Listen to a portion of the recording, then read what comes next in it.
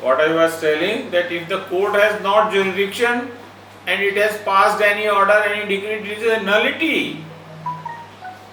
So you must be very much clear in your minds that a decision without having jurisdiction, even by a court, is nothing but a nullity.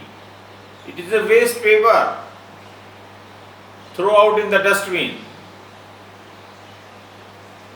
So, what I want to emphasize is that your reasoning, you must be well reasoned in your mind and must be able to distinguish both the aspect. The power to entertain proceeding means having jurisdiction, one part, and granting relief or refusing relief is another aspect. One more aspect I took during the discussion, I am repeating it, that filing is not barred. Their trial is barred. Multiplicity of the suits on same opposing cause of action, filing of proceedings is not barred. No law says that no suit can be filed, but the law says the suit cannot be proceeded with. Or if the matter has already been decided, no cognizance shall be taken by the court. That will be ground for the dismissal, 711 और 7, एक में rejection है, एक में dismissal है. 711 दूसरा क्या है, ऑर्डर 711 और एक और प्रोविजन है 17 नहीं, एक में रिजेक्शन ऑफ द प्लेंट है, एक में डिसमिसल ऑफ द प्लेंट है. ऑर्डर 7 में ही है, आगे पीछे रूल्स 711 710 है, क्या है.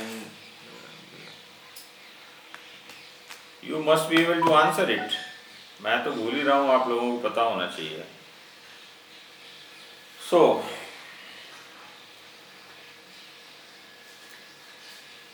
ये एक एडिशनल एस्पेक्ट हमने कवर किया सेक्शन 21 का, कि कंपनसेशन मांगा है नहीं मांगा है, क्या स्थितियां रहेंगी. So section 21 regarding compensation, you can keep it in your notes with the headline section 21 compensation in specific relief suits.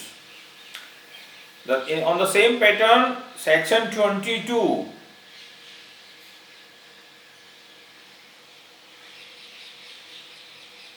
it gives a different power to the court. Notwithstanding anything, in CPC, any person suing for a specific performance of a contract for the transfer of immovable property may in appropriate case ask for the possession, partition, separate possession of property in addition to such performance, any other relief to which he may be entitled, including the refund of the earnest money.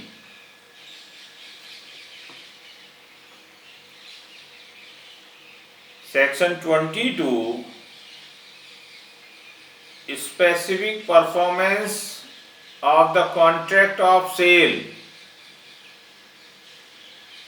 Because it is a complicated subject, A has only 1/3 share in a house jointly owned by A, B and C.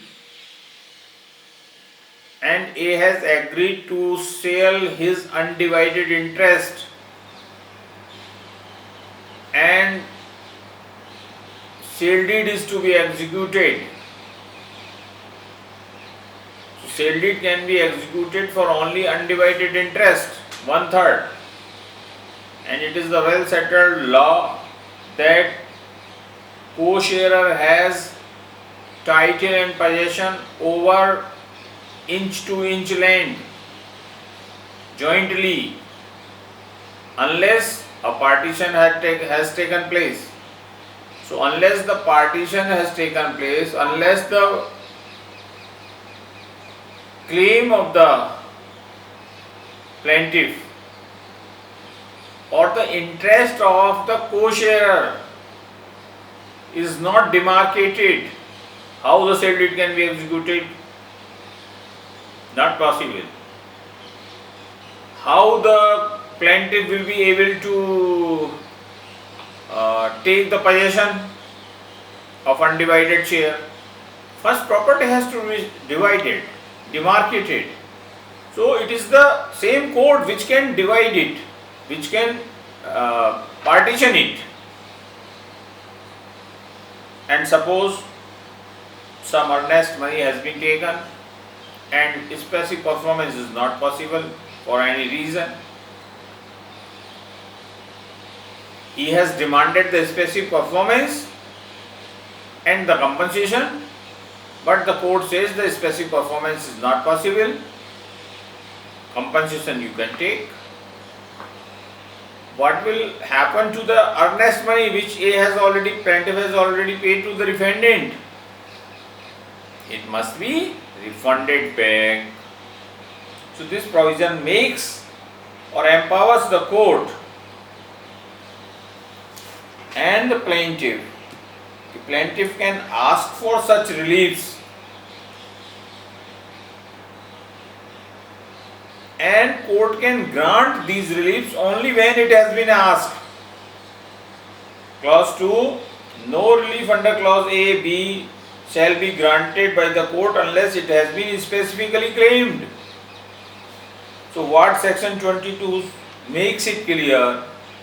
It empowers the plaintiff to seek such relief for partition, separate possession, refund of the earnest money, interest, and only if he has claimed, only then court can grant.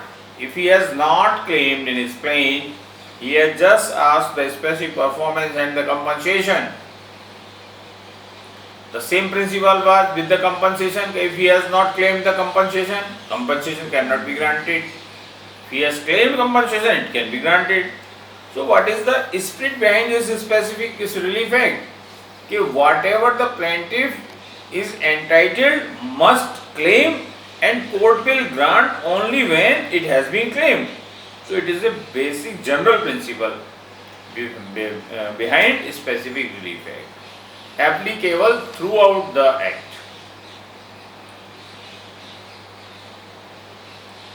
The provision of it again says if due to inadvertence it has not been claimed, at any stage of the proceeding the court can permit to amend the plaint. So, but the grant of such relief will not be permissible unless, as on the date of the decision, the claim is on the plaint. So, such type of the queries may be asked in an interview or MCQs. If he has not claimed, cannot be granted.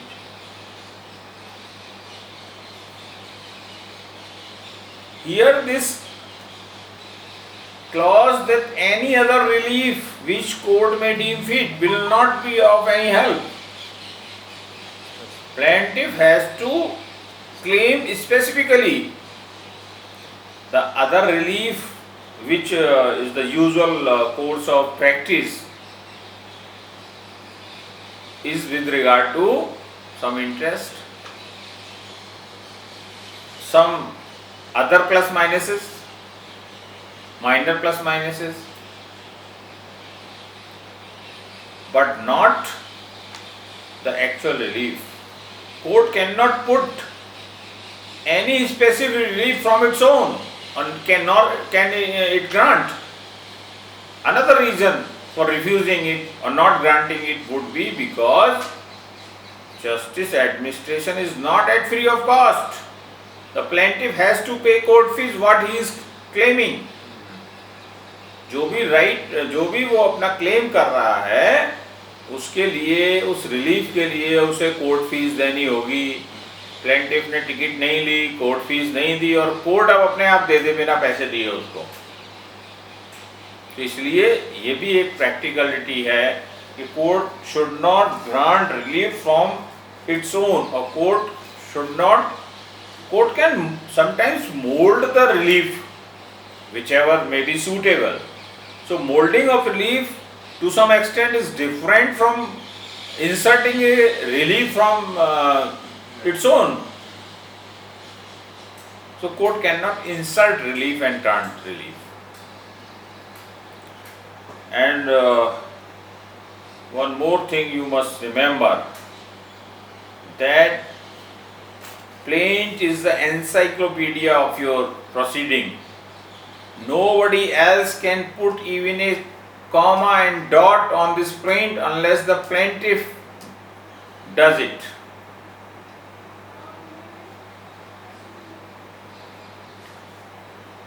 In the same manner, section 23, liquidation of damages not a bar to specific performance.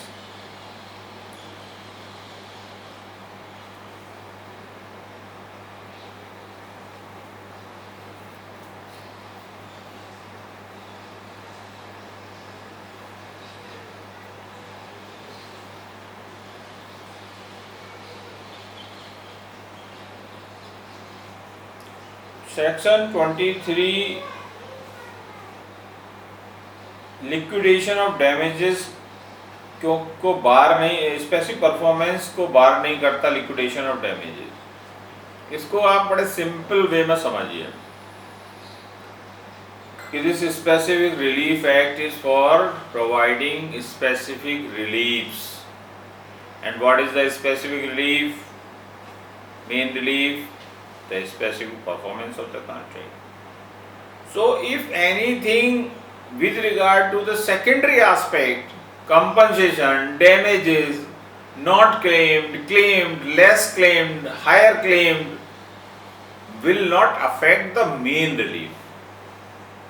कि आपको तो compensation मिलना ही नहीं चाहिए, तो compensation न मिले, लेकिन इसका impact main relief पे नहीं जाएगा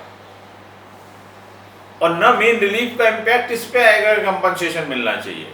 दोनों डिफरेंट फुटिंग पे हैं। कहीं हो सकता है कि स्पेसिफिक परफॉर्मेंस से कोई नुकसान हो ही ना, तो डैमेजेस की जरूरत नहीं है, और कहीं स्पेसिफिक परफॉर्मेंस संभव ही नहीं है, डैमेजेस ही दिए जाने चाहिए, तो स्पेसिफिक परफॉर्मेंस का रिलीफ रिफ्यूज होगा, कंपनसेशन क्लेम होगा। सो सेक्शन 23 यही कहता है कि कंपनसेशन कम होना, ज्यादा होना, मिटिगेट होना, एग्रावेट होना will not affect the grant or the refusal of the main relief of specific performance of the contract. Last section 24, bar of suit for compensation for breach after dismissal of the suit for the specific performance. जहाँ specific performance आपने मांगा और refuse हो गया, आपने compensation claim नहीं किया है, अब आप फ्रेश सूट नहीं ला सकते सीपीसी के तहत। जो जनरल प्रिंसिपल था कि आप वहाँ सेक्शन 9 में ओपन एम्बिट है उसका लिटिगेशन का, लेकिन चूंकि स्पेसिफिक रिलीफ का मामला है तो उससे साथ कंपनसेशन भी आपको कहा कि यहीं मांग लीजिए, अलग से प्रोसीडिंग मत लाइए, मल्टीप्लिसिटी ऑफ प्रोसीडिंग मत करिए। अब आपने नहीं मांगा, आप केवल स्पेसिफिक परफॉर्मेंस का सूट लाए, स्पेसिफिक परफॉर्मेंस का सूट आपका खारिज हो गया।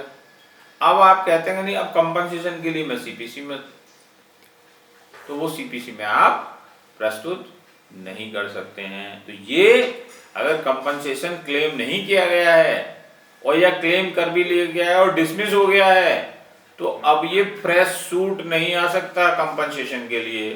दोनों स्थितियां आपको ध्यान रखनी है, या तो क्लेम ही नहीं किया गया एसआर के साथ में, और क्लेम किया गया और कोर्ट ने रिफ्यूज कर दिया, तो matter is over, no new